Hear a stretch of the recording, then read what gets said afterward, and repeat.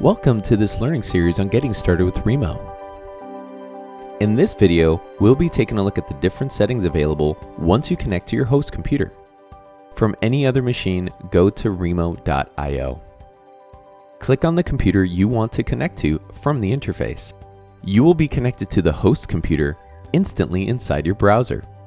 You can now use it as if you were in front of it.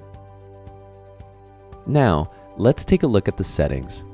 Click the menu on the top to access all Reemo tools and options such as bandwidth use to adapt to your network quality. Add several virtual monitors, switch between monitors, and more. Change the resolution or fit it to your local screen.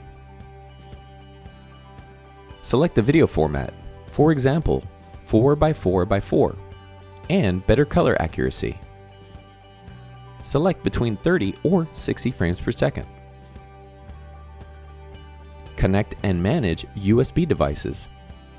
We're just scratching the surface here, so don't hesitate to explore.